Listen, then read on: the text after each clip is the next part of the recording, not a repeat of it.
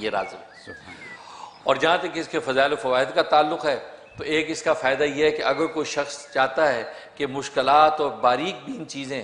خاص طور طالب علم، پروفیسر اور اسی طریقے سے لیکچرر، پڑھنے پڑھانے والا آدمی چاہتا ہے کہ باریک بینی مجھے حاصل ہو جائے،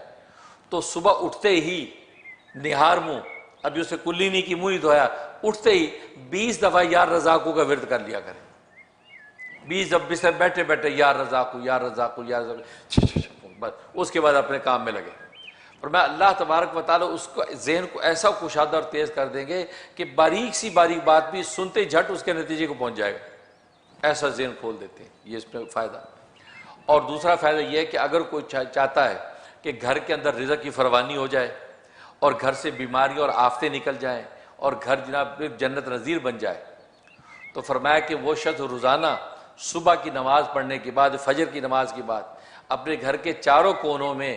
10 مرتبہ یا رضا کو پھونک دیا کرے، اور اس کونے سے شروع کرے جو کونا جو قبلے کی طرف سیدھی طرف ہے۔ اگر قبلہ ادھر ہے تو سیدھی طرف کا کونا وہ ہے، تو سب سے پہلے اس کونے پہ کھڑا ہو کے یا رضا کو 10 دفعہ پڑھ کے 3 دفعہ پھونک دیا، پھر الٹی طرف آ جائے، پھر 10 دفعہ پڑھ کے، اس کے بعد یہ پیچھے کی طرف آ جائے 10 دفعہ پھونک، پھر اس طرف، تو گویا کہ چاروں کونوں پہ 10 دفعہ پھونک دیا کرے تو گھر میں رزق کی فراوانی ہو جائے گی، غیب سے رزق آئے گا اور کوئی بیماری گھر میں نہیں ٹھہرے گی۔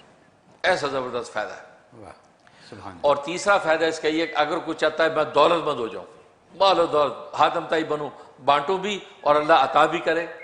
تو فرمایا کہ وہ شخص جو ہے فجر کی سنت اور فرض کے درمیان 550 مرتبہ 550 ٹائم جو ہے یا رضا کو ورد کرے۔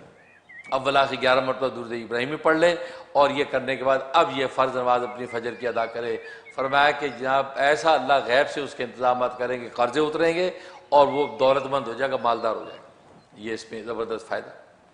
اور ایک اس کا فائدہ یہ ہے کہ اگر کوئی چاہتا ہے کہ میں جس سے ملاقات کرنے جا رہا ہوں وہ میری جو حاجت و ضرورت ہے وہ اس سے پوری ہو جائے، اس کے دل میں اللہ ڈال دے کہ وہ میرا یہ کام کر دے۔ فرمایا کہ جب اس کے پاس پہنچے تو 17 مرتبہ 17 ٹائم یا رضا کو پڑھ کے اور اس کے اپنی درخواست پیش کر دے تو اللہ تبارک و تعالیٰ اس کے ذریعے سے اس کی ضرورت پوری کر دیں گے اور کسی قسم کی کوئی رکاوٹ نہیں آئے گی۔ اور ایک فائدہ یہ ہے کہ اگر جو ہے یہ چاہتا ہے کہ اللہ تبارک و تعالیٰ کیا کوئی خاص مقام اور قرب مجھے حاصل ہو جائے،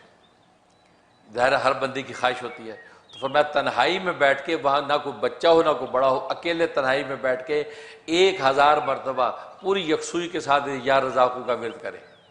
اور اللہ سے مقام خاص مانگ لے۔ فرمایا کہ ابھی ایک چلہ پورا نہیں ہوگا، اللہ تبارک و تعالیٰ اپنا خاص قرب اس کو عطا کر دیں گے اور وہ محسوس کرے گا۔ یہ زبردست فائدہ۔ اور ایک فائدہ یہ ہے کہ اگر کوئی قیدی ہے، قید میں ہے بے گناہ، تو قیدی کو چھڑانا چاہتا ہے، یا کوئی مریض ہے بیچارہ وہ مرض سے چھٹکارا چاہتا ہے، تو فرمایا کہ 125 مرتبہ پڑھ کے آپ اس قیدی کے لیے دعا کریں،